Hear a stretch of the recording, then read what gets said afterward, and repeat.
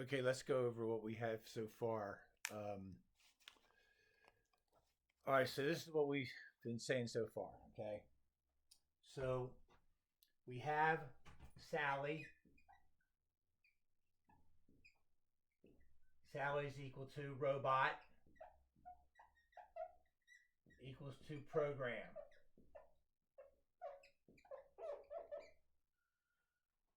Robot equal to program. No free will.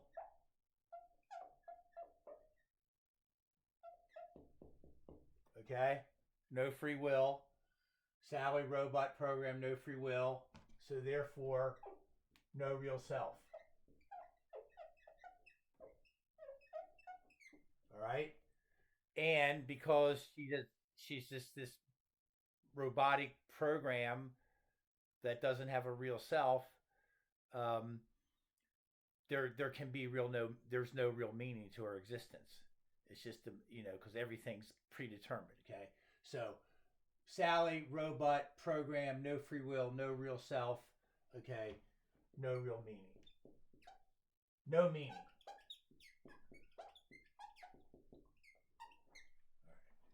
Now, the whole reason we're talking about this is because there's many people today, especially in the scientific community, that will argue that really we're no different than Sally. Okay, the human person.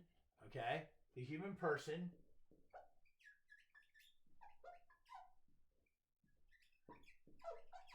is equal to what is the human person ultimately, but a biochemical process. So the human person is biochemical.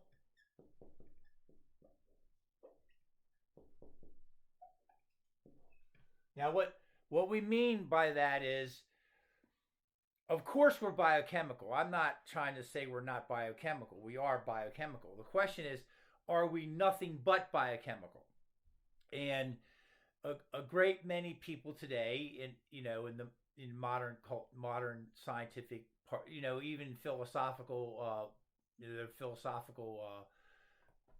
beliefs that you know we are nothing but our physical makeup. That's it. Okay, so um, the human person is nothing more than the biochemical reactions. Okay, and therefore, since this is completely physical,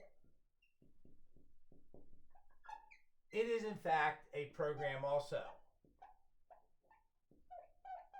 Okay, and since it's ultimately a program, just like Sally here, because it's purely physical, then there would be, once again, no free will.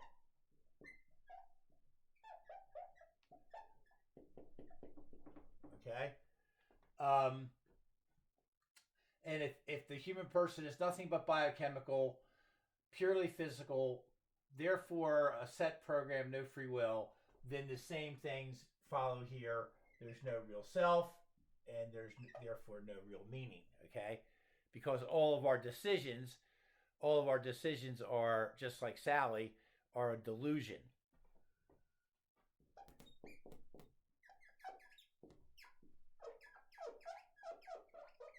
All of our decisions are fake. Okay, they're not really free. They're part of the programming. All right. Now, in philosophical parlance, people that actually believe in free will, I believe that there's free will. I don't believe in any of this stuff. Um, we refer to this kind of thinking as reductionism. Okay.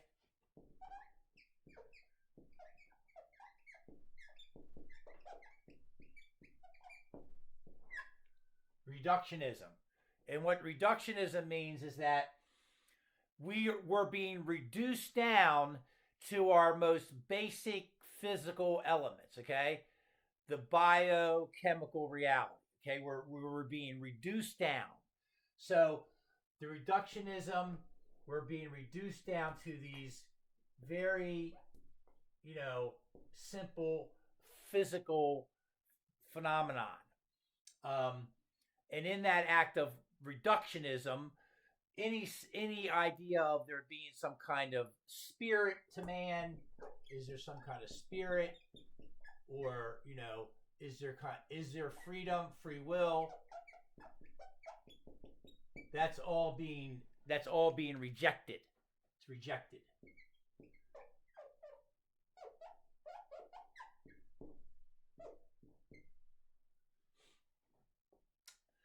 Um, the basic philosophy behind all this reductionism is that the fundamental premise of reductionism is that the only thing that can exist in the universe is something physical. Okay? That's the basic idea behind reductionism. That if not physical, if something is not physical, then it cannot exist.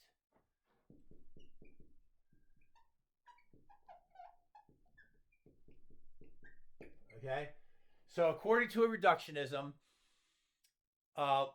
there's really no difference between you and I and Sally, okay, because we're all, physical beings, ultimately. And of course, um, in reductionism, there's no possibility of God, okay? So the whole premise of reductionism is that, free will and God are a joke.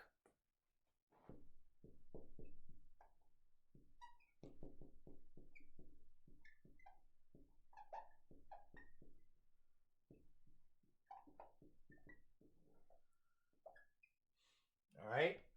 Now, there's some other things. There's other like philosophical terms that are very important that have to do with this philosophy of reductionism. Um, and one of the terms is this: that if we are nothing but biochemical processes and we don't really have any free will, that's also known as determinism. Okay, determinism.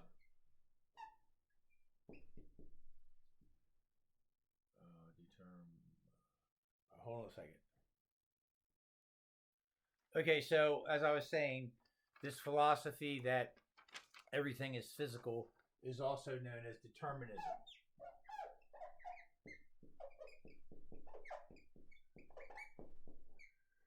Determinism simply means that because there's no aspect of our being that's absolutely free, then that means that there's no such thing as, like I said before, possibility really doesn't exist. There is no such thing as possibility is an illusion. Possibility is, not real. And if there's no such thing as possibility because everything's fixed by these physical, materialistic processes, okay, then that means everything is predetermined, and that's called determinism. Okay, determinism is where everything's predetermined, and it's predetermined, of course, by in our brains by the biochemical processes. Okay, so everybody walking the planet is just a Sally. And the only difference, just like Sally is made up of wires, we are made up of the biochemical, which is exactly this fixed, world of determinism. Now, one other word that's important to know in this philosophy of determinism, which is a huge philosophical problem, okay? There are many, many philosophers that believe in determinism, probably more believe in determinism that don't. And of course, many scientists believe in determinism. The whole universe is subject to determinism, not just human beings, but everything. See, everything is reducible to their physical traits that are predetermined. See, this is also relates to what's called empiricism. Okay, this is another term.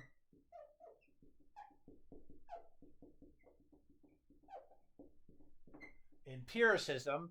Empiricism comes from the word empirical, okay? And the empirical means that the only thing that's real is something that you can, know through your senses. In other words, it's got to be physical. The empirical is whatever can be known through the senses, okay? The empirical is that which can be known by the senses, okay? So if you can't touch it, taste it, smell it, hear, if it's not physical, it doesn't exist. So much of science is based on empiricism, that only the empirical exists. What is the empirical? It's the physical.